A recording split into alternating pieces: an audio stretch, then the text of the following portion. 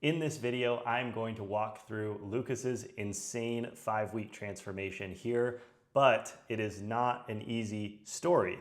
And so we're going to cover 3 different things. First off, what he did before that actually led him to being in a plateau for multiple months at a time.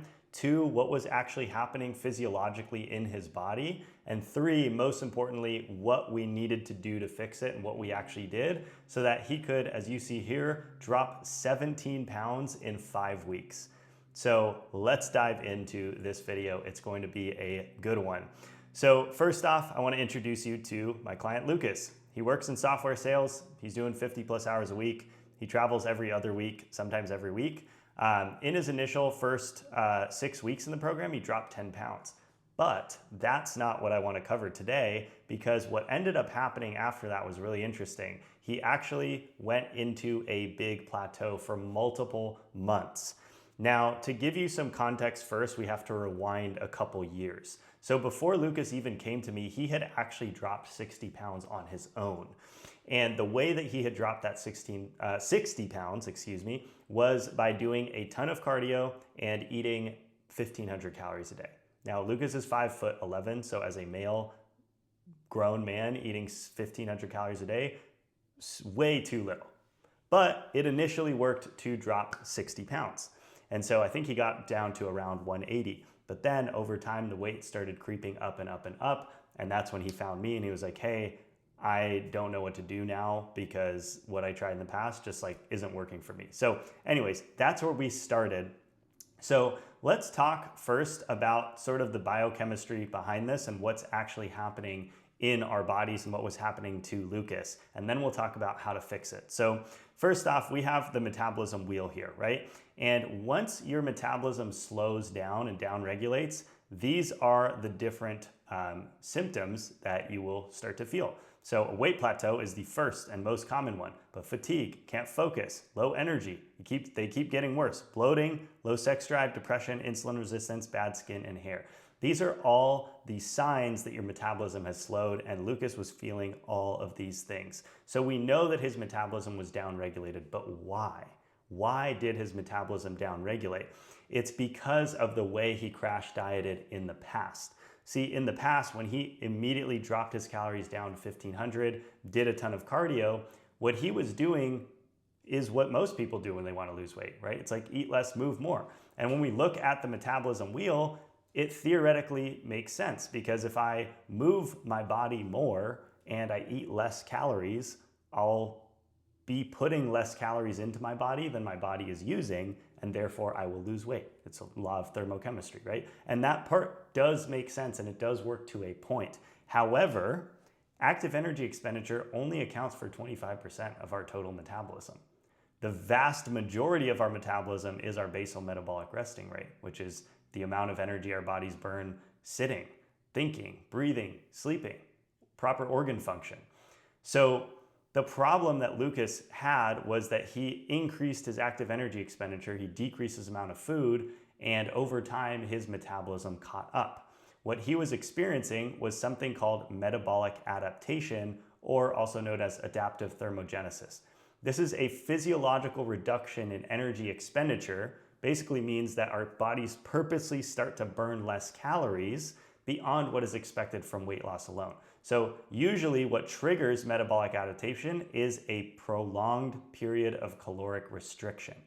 And this is exactly what Lucas had done, is he deprived himself of calories for a long extended period of time and did a lot of cardio, which causes inflammation and spikes cortisol, which I'll get into in a second.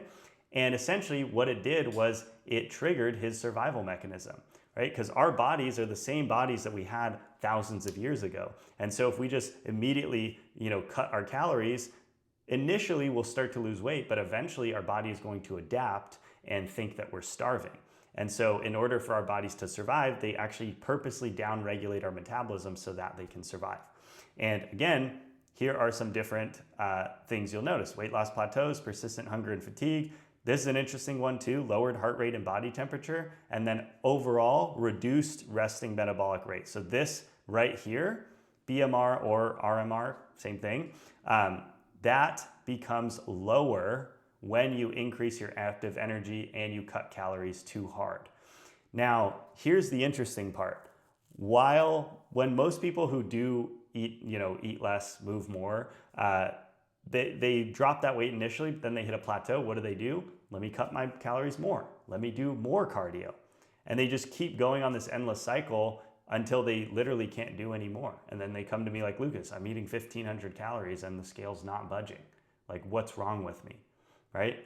So let's talk about the basically what's happening at the biochemical level in someone's body when they are experiencing metabolic adaptation. And I want to show you Lucas's physique because you'll be able to visually see it. So when somebody is experiencing metabolic adaptation, cortisol starts to go up. Cortisol is our stress hormone. Cortisol is inherently not a bad thing unless we have too much of it for an extended period of time, and being in a big caloric deficit, doing lots of cardio, not sleeping enough, which for Lucas, all three of those things were the case. Those were causing him to have a very high amount of cortisol. Now, how do we know this? We know this because we actually got his blood work done and he had absurdly high cortisol. Cortisol also then triggers insulin resistance, which basically tells our bodies to purposely store everything that we eat as fat. So if you feel like you're the type of person who looks at a piece of cake and you'll gain weight from that, you probably have too high cortisol. And that's what's causing every single food that you eat to be stored as fat. Now, we can also visually see this, even before getting a blood test. We can just see this by looking at Lucas's physique, because you will notice he's primarily carrying the fat in his upper body regions and especially on his abdomen, okay? Look at his stomach versus his arms. Do you notice the difference here? His arms don't actually have that much fat on them. His stomach, though, does. Now, here's what's interesting. Cortisol purposely increases the amount of visceral body fat that we have. Visceral body fat is the body fat that specifically goes over our stomach, and it's close to our organs. Now, our bodies do this on purpose because they want our vital organs to have easy access to energy in the event that we might almost die. And so going back to metabolic adaptation, our bodies literally think that we are dying. And so because they think that we're dying, they try to set us up best for success to be able to survive.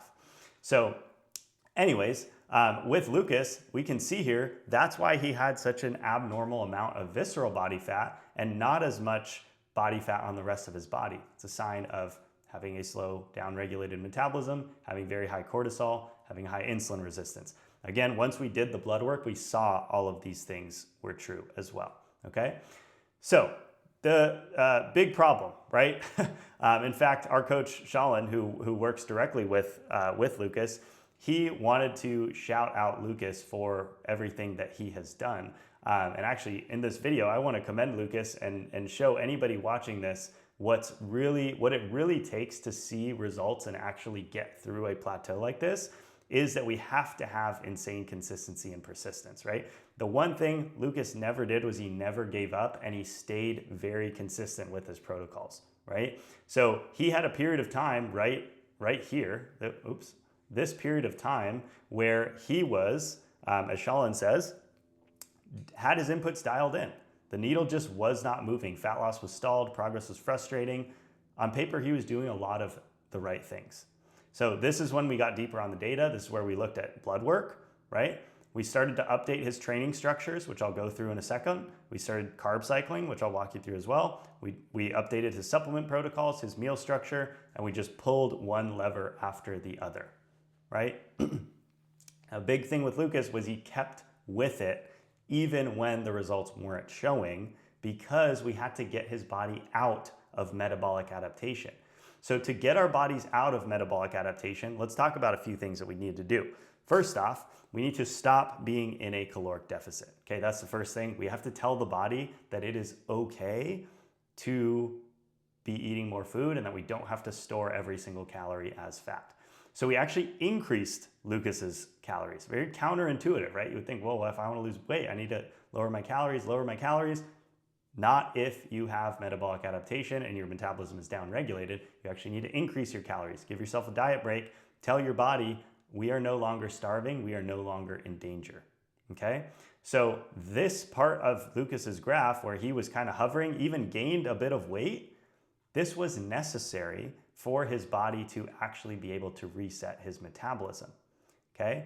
Now I wanna show you in these ending pictures right here, notice his level of muscle definition, both in his arms, you can see his arms right here, his shoulders, his back is the most astronomically visible, and his arms. And then also look at the belly fat, right? So he has been able to reduce his visceral belly fat. Now, when he was trying to do this before, another problem with having elevated cortisol is cortisol tells us to break down our muscle tissue. It tells our body to get rid of it. Why would cortisol tell our bodies to get rid of muscle tissue? It seems like building muscle is great. Why would our bodies not want to have muscle on our bodies? The reason for that is because muscle burns a lot of calories. 1 pound of muscle burns 4 times the amount of calories that a pound of fat does. So because our bodies are in survival mode, they're like, get rid of the muscle. This is burning way too many calories. We can't afford it, right? And so when we bring up our calories again, this tells our bodies, A, we don't need to store everything as fat, so our insulin goes down, or we stop being so insulin resistant. Secondly, we're actually able to get the metabolism to go back up. And then third, we actually start to build and retain more muscle mass. As we build and retain more muscle mass, guess what happens to our resting metabolic rate? It starts to go up over time. So now, over time, Lucas can start to eat more food and continue to lose weight. Pretty crazy. Okay, now let's talk about carb cycling. So we also did something with Lucas, which is called carb cycling. This is a bit more of an advanced nutritional strategy, but essentially it means that we use carbohydrates strategically on our training days, and then we actually reduce them and increase our fats on our non-training days. This is really helpful for somebody who is experiencing insulin resistance, because if we give a high amount or a good amount of carbs on the days where you're not working out, you're not going to be able to use them effectively. Your body's just going to store it all as fat. That's why a lot of people think like, oh, I can only do keto, right? It's like, yeah, because you trained your body to want to store everything as fat because it thinks you're starving. That's why keto is the only thing that works for you. For you to be able to start to utilize carbohydrates properly, you need to retrain your body on where you're actually at. And carbohydrates, by the way, there are numerous studies, I'm happy to drop them in the comments below, on how carbohydrates actually improve our physical performance, our physical output, and our cognition. So the ability of our brains to think clearly actually is dependent on carbohydrates because glucose fuels our brains. So anyways, carbs are huge. Carb cycling was a big part. We also did a lot of supplements. That's a topic for another video. So I made a whole video about his supplement protocol and what we did there. So you can watch that one if you want. Meal structures. Also, we wanted to make sure that he was having his carbohydrates close to his workout and not just randomly throughout the day. When you eat your carbs right before and after your workout, you're able to give your body glycogen stores, which is our primary energy storage molecule. So you can have a really good workout and then refuel without, again, triggering the insulin resistance. The final piece is what we did with his training. So Lucas is a beast. If you can see in our community, like everyone loves him. He's awesome. He's a leader in our community. He is getting new personal records every single week. He's always pushing himself in the gym. And we actually had to tell Lucas, like, hey man, you got to dial it back a little bit, because part of the problem was he was training so hard that that was also contributing to putting his body under stress and telling his body that it needed to go into survival mode. And so we actually had to tell him to dial his training down a little bit because he was putting too much strain on his body without adequate recovery. And so that was causing his cortisol to go even higher. And then the final thing that we worked on was sleep. This is super, super important and gets so overlooked because it's not just about like, let me just sleep 8 hours. There are certain nights Lucas just physically couldn't get 8 hours. I don't have time to do that. So we need to focus on instead was improving his quality of sleep. Now, again, this is a whole nother video topic because there's so much that goes into sleep. And I made a whole video on sleep too. So I'll link that one in the description along with the supplementation video. So you can go check those ones out as well. But anyways, when you get these things dialed in and you actually overcome metabolic adaptation, then you can see what is possible. And so this period right here is necessary. And believe me, during this whole period, Lucas kept asking us, can I start cutting again? Can I start cutting again? I don't like that I'm gaining weight. And we were like, trust the process, right? It takes time, but I mean, it pays off really handsomely. And like his back is just like stupid right now. And he sent me this text. It just absolutely made my day. So I was like, I got to make a video about this to share with all of you what is working and how we're actually doing this. So anyways, big shout outs to Lucas. I hope you got a lot of value from this video. Feel free to drop any questions that you have in the comment section below, and you can check out those other 2 videos that I will link here as well.